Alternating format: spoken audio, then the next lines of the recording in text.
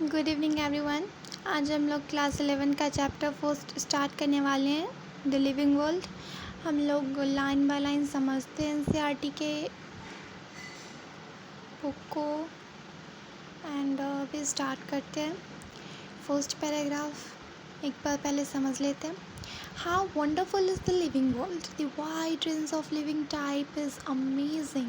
The extraordinary habitats in which we find living organisms, be it cold mountain, deciduous forest, oceans, freshwater lakes, desert, or hot springs, leaves us speechless.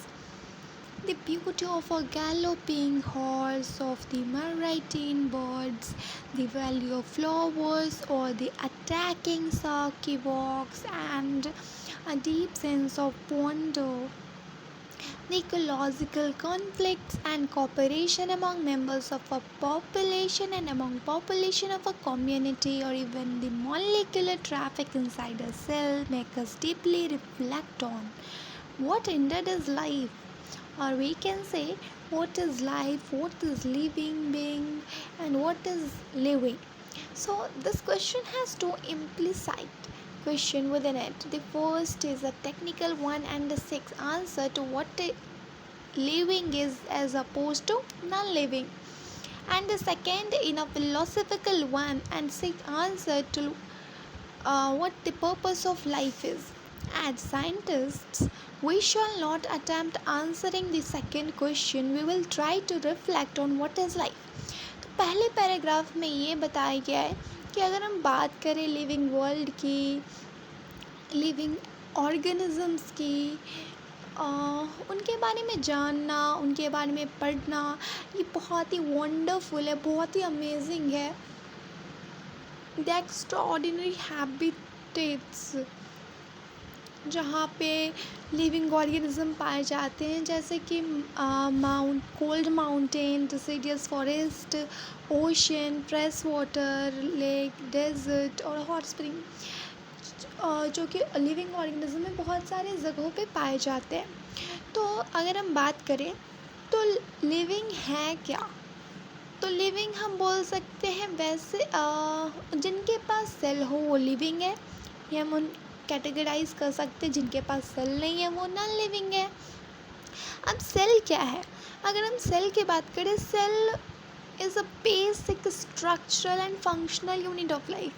Cell basic structural है. जो cell जो है ना, वो body, किसी भी organism की body को शेप देता है, चाहे वो मल्टी सेल्यूलर हो, चाहे वो यूनिसेल्यूलर हो. लाइक एग्जांपल ले लें अगर हम लोग अमीबा के, अमीबा जो है वो यूनिसेल्यूलर है, सिंगल सेल है, लिविंग है. तो जो सिंगल सेल ऑर्गेनिज्म अमीबा है, उसका भी तो बॉडी शेप होता है.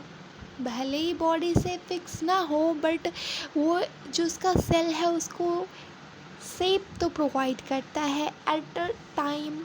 उसके वो किसी भी शेप में चेंज हो सकता है. तो जो सेल है ना, वो एक बॉडी से प्रोवाइड करता है, वो स्ट्रक्चरल यूनिट ऑफ लाइफ हो गया.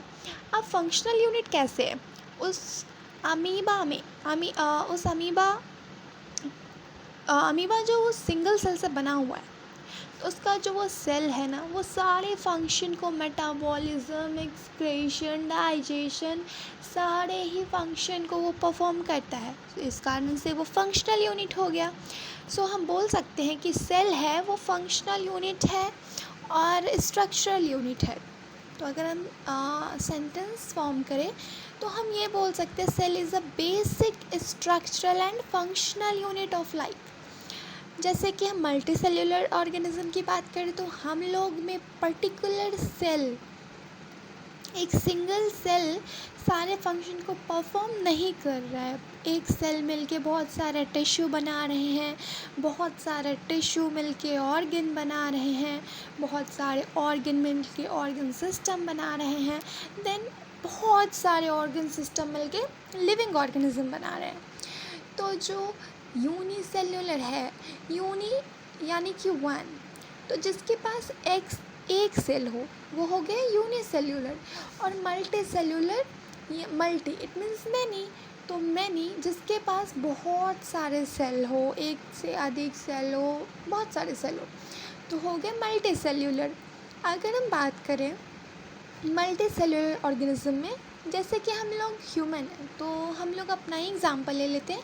जो मल्टी सेल्यूलर ऑर्गेनिज्म है उनमें कोई एक सेल पर्टिकुलर फंक्शन को परफॉर्म नहीं कर रहा है, बहुत सारे अलग अलग ऑर्गन हैं, ऑर्गन सिस्टम हैं जो कि पर्टिकुलर फंक्शन को परफॉर्म कर रहे हैं। जैसे कि ह्यूमन बीइंग में एक्सक्रीशन के लिए किडनी एंड डाइजेशन के लिए स्टमक बोल सकते हैं, एंड सर्कुलेशन के लिए ब्लड वेसल्स है।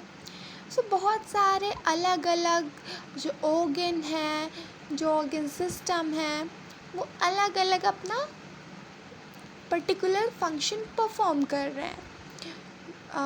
जैसे कि अगर हम दूसरी तरफ बात करें अमीबा की, तो अमीबा एक सिंगल सेल है, उसके पास बस एक ही सेल है जो सारे ही फंक्शन को परफॉर्म कर रहा है। एक्सक्रीशन भी कर रहा है, डाइजेशन भी कर रहा है, एब्जॉर्प्शन भी कर रहा है, तो सारे फंक्शन को वो परफॉर्म कर रहा है।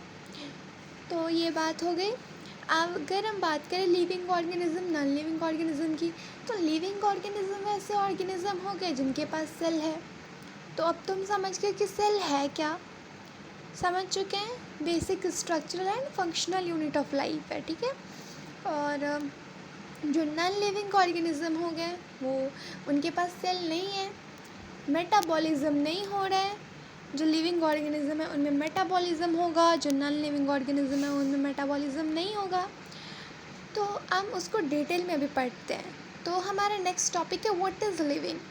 सो when we try to define living, we conventionally look for distinctive characteristics exhibited by living organisms: growth, reproduction, ability to sense environment, and mount a suitable response come to our mind immediately as a unique feature of living organism. मतलब कि अगर हम living organism को define करें तो हम बोलेंगे कि वो बहुत सारे डिस्टिंक्टिव कैरेक्टर्स के थ्रू हम जान सकते हैं कि लिविंग है या नॉन लिविंग है। जैसे कि वो उनमें ग्रोथ हो रहा है, रिप्रोडक्शन हो रहा है, एबिलिटी टू सेंस इन्वायरमेंट, या मतलब जो स्टिमुली है, स्टिमुली रिएक्ट मतलब स्टिमुली है, तो स्टिमुलस, अगर हम किसी को स्टिमुली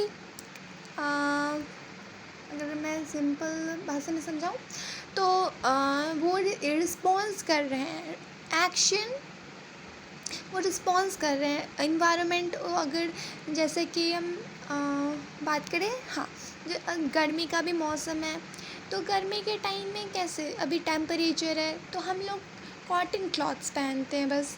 और अगर ठंडी के टाइम करें तो क्लाइमेट चेंज हो रहा है, हमारा जो इन्वायरमेंटल सराउंडिंग है वो चेंज हो रहा है, टेम्परेचर कम हो रहा है, तो हम लोग रिएक्ट तो करते हैं ना, उस पर एक रिएक्शन देते हैं। जैसे कि अगर ठंडा हो रहा है तो स्वेटर पहन लिए।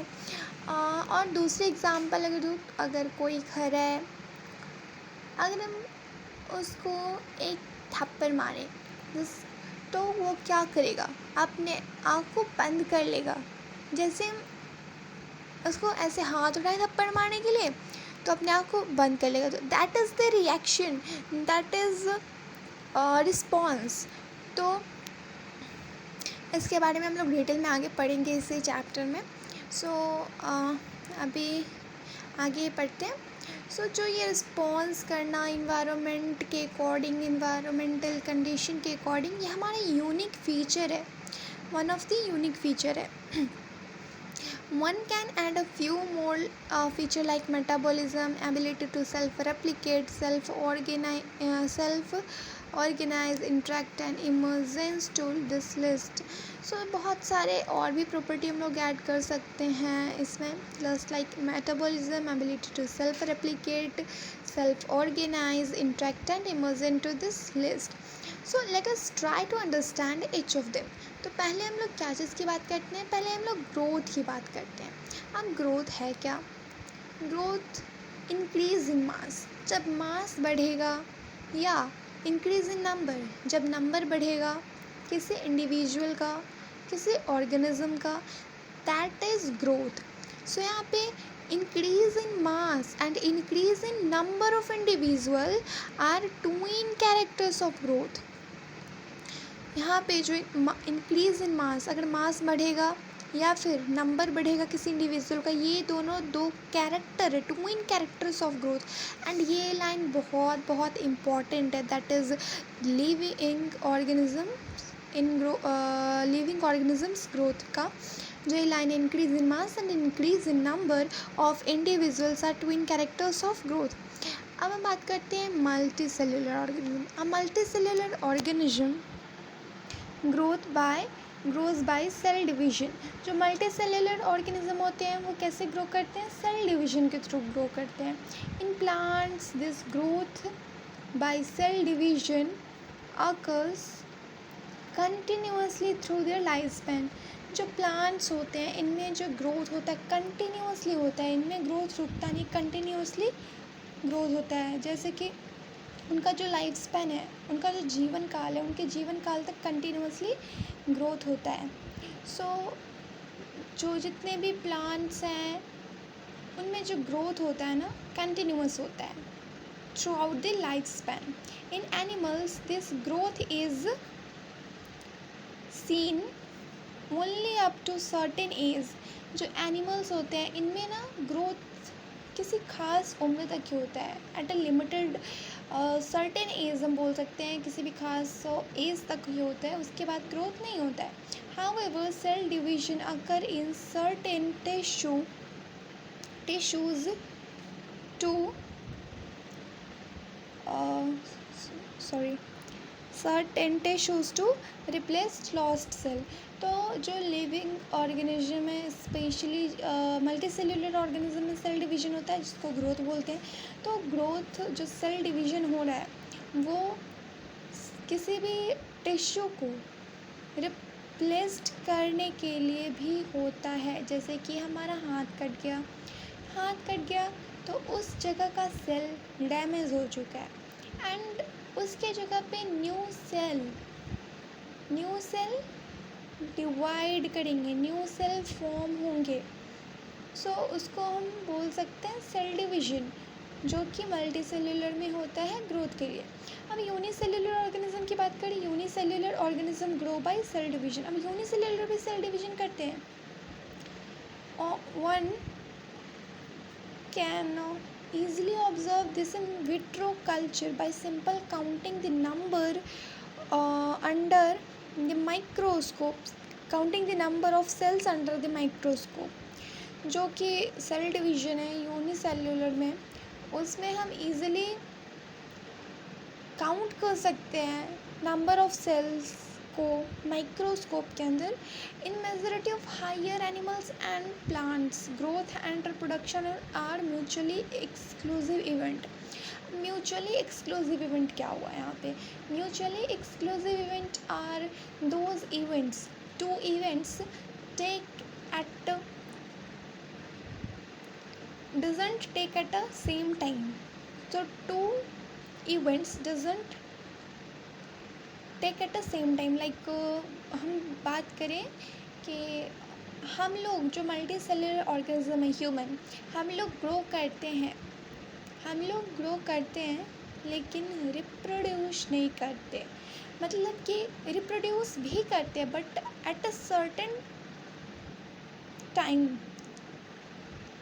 तो जो कि मल्टी सेलुलर ऑर्गेनिज्म में जो हायर प्लांट्स एंड एनिमल्स हैं उनमें जो ग्रोथ और रिप्रोडक्शन है ना, वो म्यूचुअली एक्सक्लूसिव इवेंट है. अगर मैं इसको सिंपल तरीके में समझाऊँ तो म्यूचुअली ग्रोथ और रिप्रोडक्शन दो अलग अलग फेनोमेना है, दो अलग अलग चीज़ हैं, दो अलग अलग फंक्शन है जो कि एक साथ नहीं हो रहे हैं. मतलब ग्रोथ एंड रिप्रोडक्शन जो हायर प्लांट्स और एनिमल्स में है एक साथ नहीं हो रहा है, वो अलग अलग है, वो डिफरेंट है, वो सेम नहीं है. यानी कि अगर हम लोगों ने ग्रोथ के बारे में क्या पढ़ा है, ग्रोथ इज़ इन ग्रोथ के कौन से दो कैरेक्टर्स है, ट्विन कैरेक्टर्स ऑफ ग्रोथ क्या क्या है? Increase in mass and increase in number of cell. तो increase in mass and increase in number of cell की बात करें तो यूनिसेल्युलर में जब इंक्रीज इन मास कब इंक्रीज होगा? मास तो इंक्रीज होगा number of cell. Increase in number of cell कब इंक्रीज होगा? जब वो 1 से 2 होंगे। तो जब वो 1 से 2 हो रहे हैं, जब वो डिवाइड कर रहे हैं तो रिप्रोडक्शन भी हो रहा है और उनका नंबर भी बढ़ रहा है। तो हम बोल सकते हैं यूनिसेल्युलर ऑर्गेनिज्म में growth and reproduction mutually inclusive event है, दोनों एक साथ हो रहे हैं, that is mutually inclusive event. And multicellular organism में growth and reproduction mutually exclusive event है, यानी कि ग्रोथ अलग हो रहा है, रिप्रोडक्शन अलग हो रहा है, दोनों एक साथ नहीं हो रहा है। जैसे कि यूनिसेल्युलर ऑर्गेनिज्म में रिप्रोडक्शन हो रहा है यानी ग्रोथ हो रहा है, ग्रोथ हो रहा है यानी रिप्रोडक्शन हो रहा है, दोनों सेम है, दोनों एक ही साथ हो रहे हैं। बट हम लोग में क्या है, हम लोग ग्रो कर रहे हैं लेकिन हम लोग अभी रिप्रोड्यूस नहीं कर रहे हैं, तो दैट इज़ म्यूचुअली एक्सक्लूसिव। दोनों चीज़ ग्रोथ एंड रिप्रोडक्शन एक साथ नहीं हो रहा, that is mutually exclusive event. One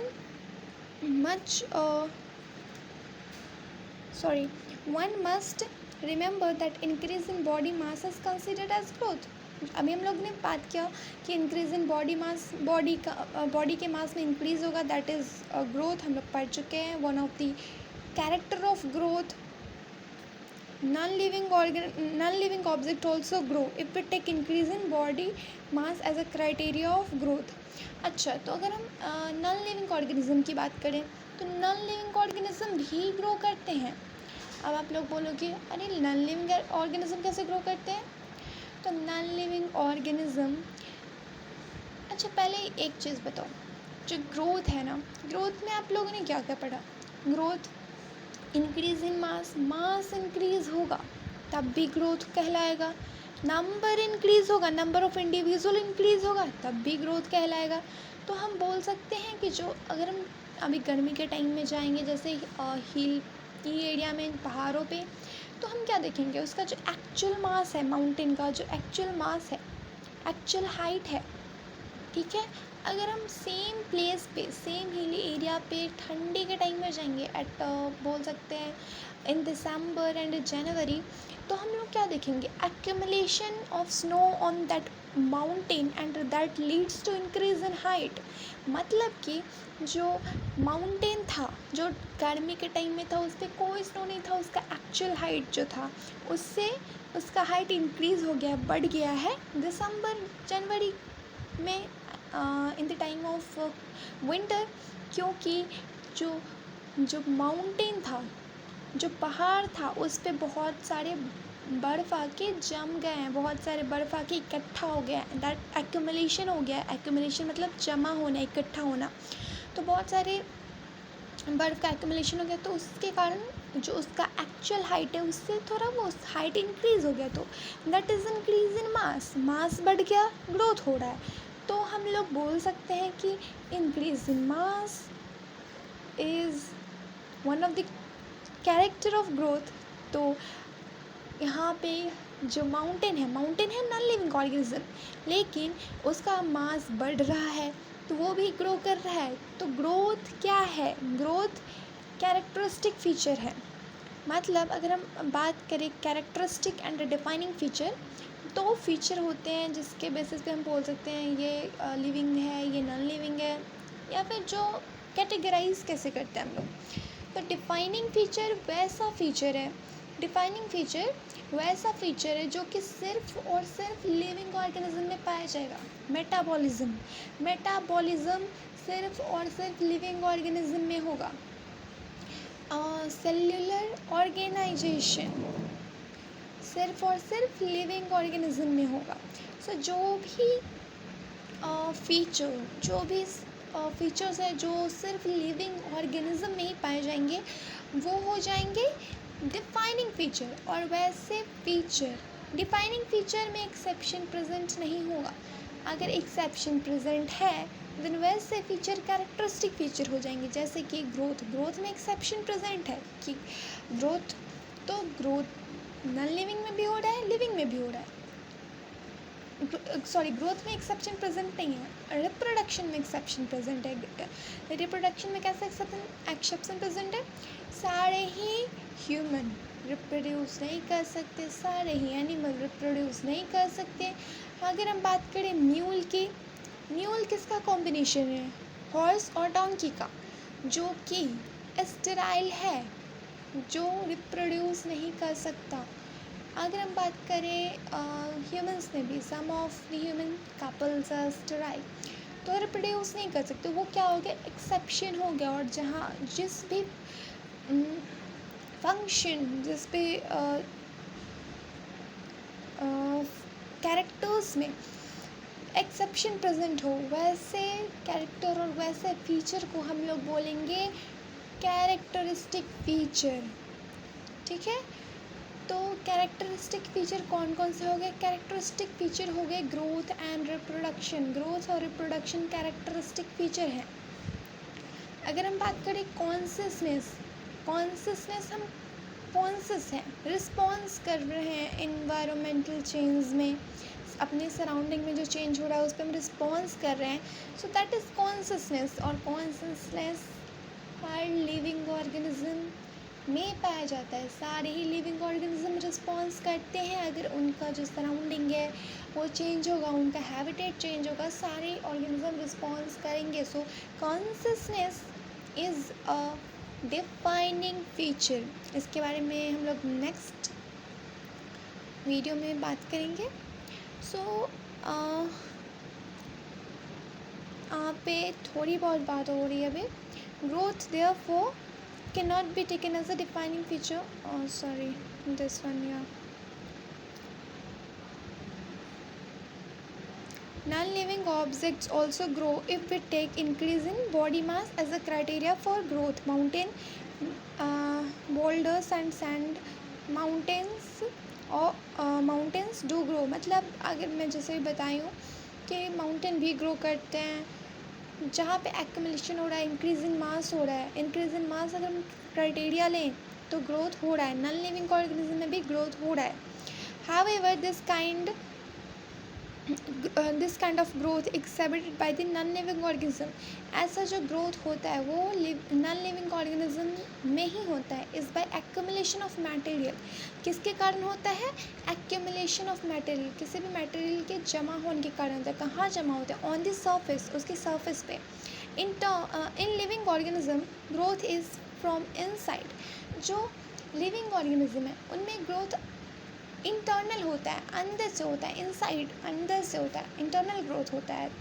and जो नॉन लिविंग ऑर्गेनिज्म है उसमें एक्सटर्नल ग्रोथ होता है, आउटवर्ड ग्रोथ होता है। Growth therefore can not be taken as a defining property of living organism, इसलिए इसको डिफाइनिंग प्रॉपर्टी हम लोग नहीं बोलेंगे।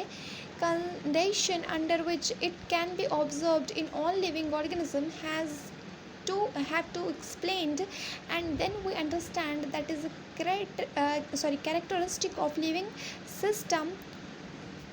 systems. Dead organism do not grow, जो dead organism होते हैं वो grow नहीं करते हैं। So that's all for today. If any doubt you can comment and ask your doubt. I'll clear your doubt of any of the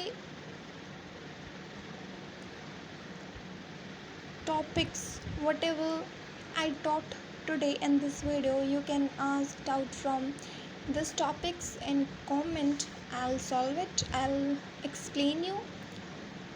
So आपके जो भी डाउट हो, जो आपको नहीं समझ में आओ, लगा हो मैं एक्सप्लेन नहीं कर पाया, आप लोग बोल सकते हो, मैं उसको और पे डिटेल में बता दूँगी।